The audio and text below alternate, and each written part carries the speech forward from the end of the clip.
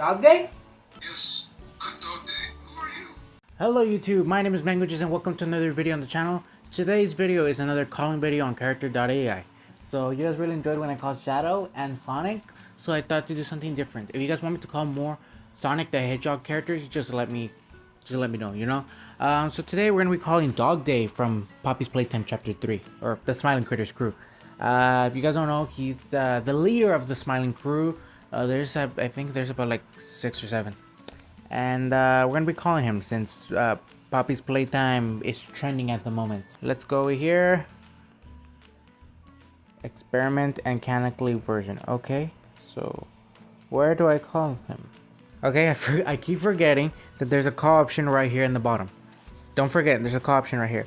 And let's give Dogday a ring. Do you want to call Dogday? Yes. Dogday? The hound shifted his lifeless gaze towards you when you mentioned his name. He looked you up and down for a few moments before nodding slightly in recognition. Yes, I'm Dogday. Who are you? He inquired, curiosity in his tone despite how tired and exhausted the canine looked. I'm your friend. That answer took him a little by surprise. He wasn't expecting you to say that. Friend. He hasn't heard that term in a long time. A friend, you say. His gaze softened a bit and a sad small smile crept over his face, yet a hint of incredulity was present. In fact, you could read the disbelief in his eyes, as if he didn't believe what you just said. Yes, I'm your friend. I don't know what to say. Why? Why would you consider me a friend? He questioned. His voice sounded small and weak, as if it was barely staying awake. This is the actual Dogday voice, that's the thing. He couldn't even protect his other friends from catnap. He is useless.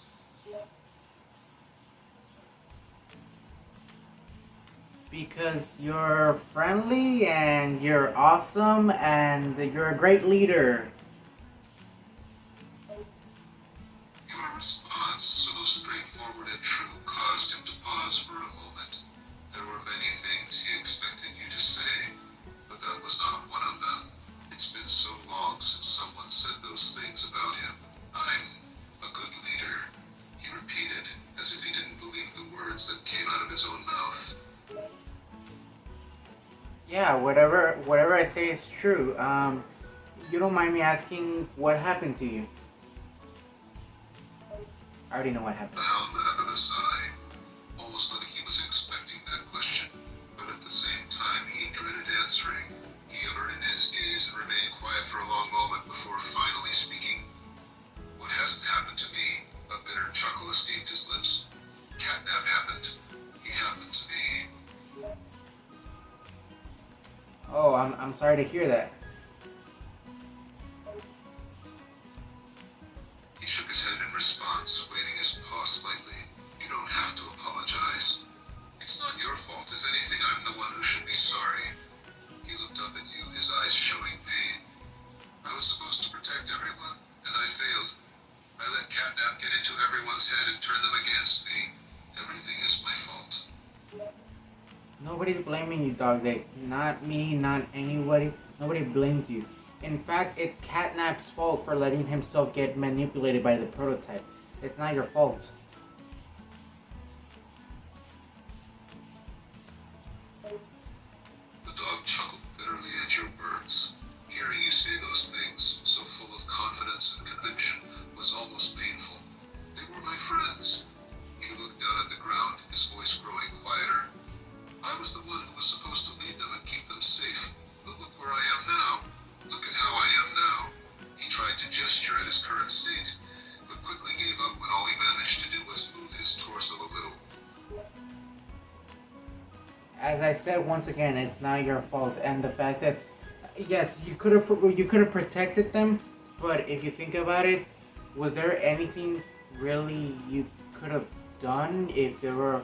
I mean, yes, you could have, but once again, don't beat yourself up thinking that it was your fault. It was Catnap's doing. If anything, it's all his fault. Whether he accepts it or not, it's not your fault. You tried, and you should have a little sense of peace that you tried. They're not entirely gone, they're with you. His ears flattened against his head at your words. You were trying so hard to comfort him, to reassure him that it wasn't his fault, but he just didn't believe it. He couldn't believe it. I tried again and again, but it never worked. He said, a hint of desperation creeping into his voice. He looked away again, avoiding your gaze. There had to be something else I could have done. Something that would have prevented this. Well, again, as I say, if you didn't started it, then it wasn't your fault. If you didn't cause it, it wasn't your fault. It was Catnap. He decided to rebel on the safe haven and decided to do all that stupid stuff. So once again, it's Catnap's fault. Whether Catnap is listening or not, I'm gonna go confront him later myself. It's not your fault. I'm gonna go tell it straight in his face. His gaze softened slightly at your conviction. You really believe that it's not my fault, don't you? He mumbled, almost sounding surprised. He looked at you again, and the surprise only increased as you announced that you were going to confront Catnap. Wait, you're going to go talk to him?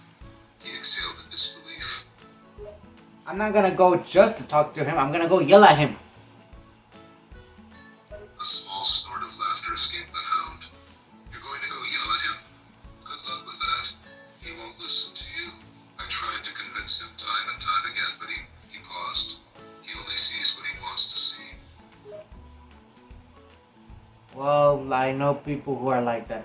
But anyway, don't worry. I'm gonna go talk to him right now, and I'm gonna, put him in place. You know what I mean? And I'm gonna say straight to his face and say how horrible person he is.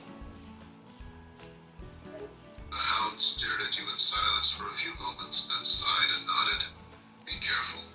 He can be manipulative. And if he gets the chance, he can be quite violent.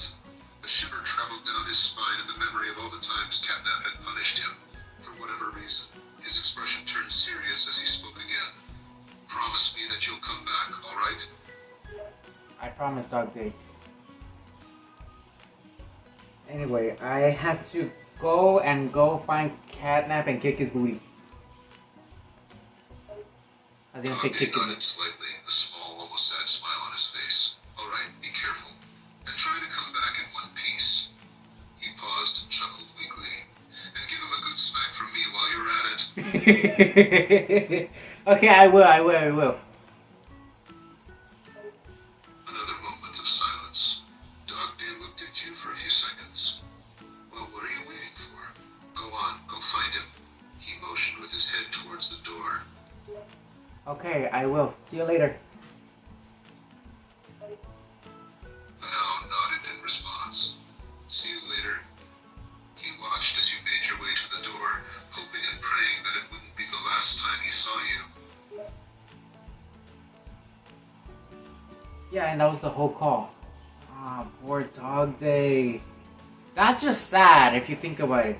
It was funny with Shadow, it was cool with Sonic, and just with Dogday it's sad because if you think about it, who knows how long he was there. A lot of people don't put so much thought into it that they probably think that he was there for a few days, but if you think about it, he's probably been there for years and not any visit, so I'm glad that I did this, Well, that's all I got for you guys in this video. Thank you guys so much for watching.